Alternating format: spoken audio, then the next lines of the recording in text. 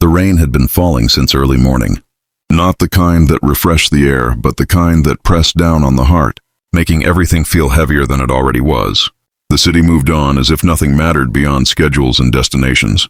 Cars splashing through shallow puddles, people hurrying with their heads lowered, protecting themselves from the cold and from each other.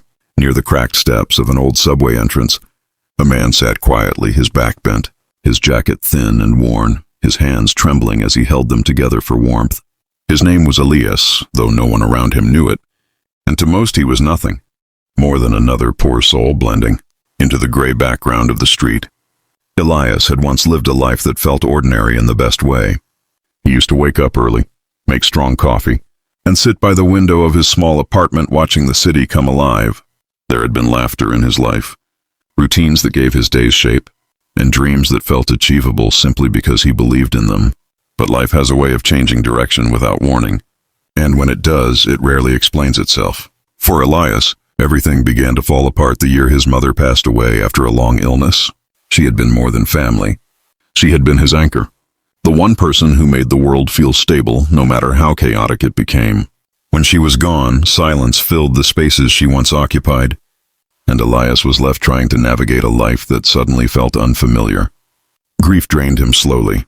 He missed days at work, lost focus, and eventually lost the job that had paid his bills and kept his life intact. Savings disappeared faster than he expected, and pride stopped him from asking for help until there was no one left to ask.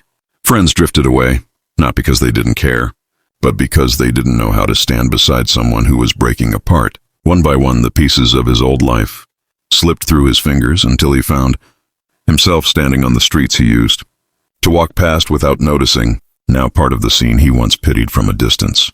That morning, sitting alone as rain soaked through his shoes, Elias wasn't thinking about food or shelter. His thoughts were far away, tangled in memories he could not silence.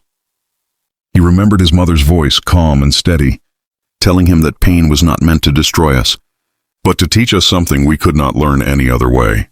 Back then, those words had sounded comforting but vague. Now they echoed through his mind like a question he could not answer. He closed his eyes and let the rain run down his face, unable to tell where the water ended and the tears began. People passed him without slowing down.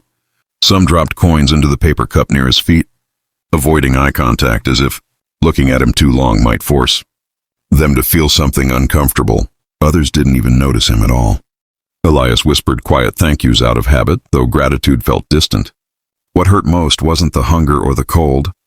It was the sense of being invisible, of existing in a world that no longer had room for him.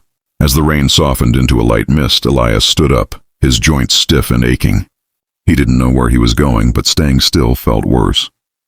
He walked through the city with no destination, past warm cafes filled with laughter, past shops glowing with light and music, past people who seemed so certain of where they belonged.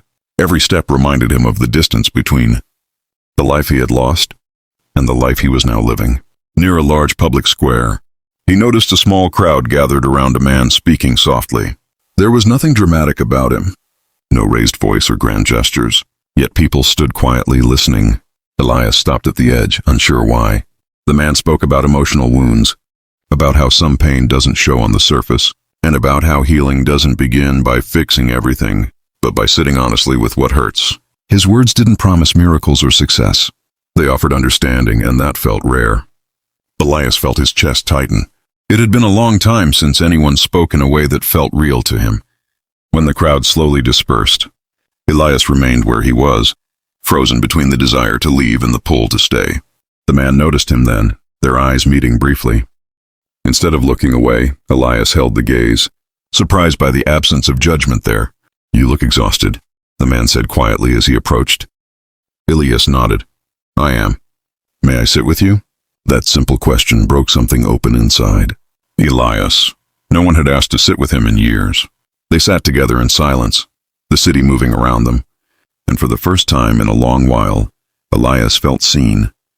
They talked slowly, about loss, about feeling left behind by life, about the quiet loneliness that comes from pretending to be strong when you are not. The man listened without interrupting, without offering solutions, and that made all the difference. When they finally stood to leave, the man handed Elias a small card. "If you ever want to talk again, This is where you can find me. No pressure. Elias held the card tightly as he walked away, feeling something unfamiliar stir inside him. It wasn't hope yet, but it was close enough to matter. That night, Elias slept in a shelter for the first time in weeks. The room was crowded and noisy, but his mind felt quieter than it had in a long time. The next morning, he woke up before sunrise, the card still safe in his pocket, and for reasons he couldn't fully explain, he followed the address written on it.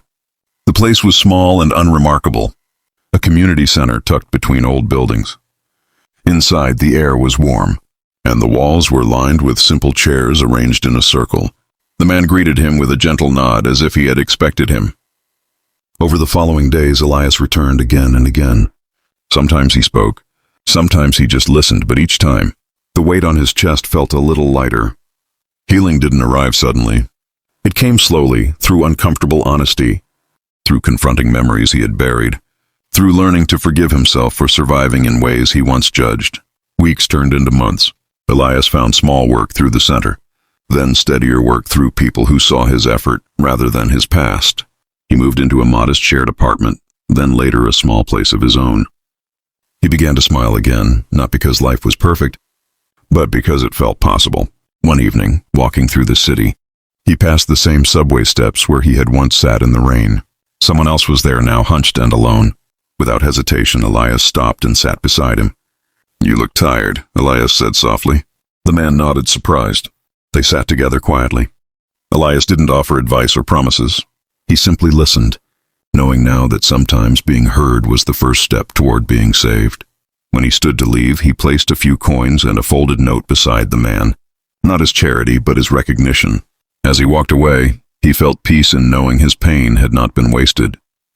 Years later, on a winter evening, Elias stood again in the same public square, snow falling gently where rain once had.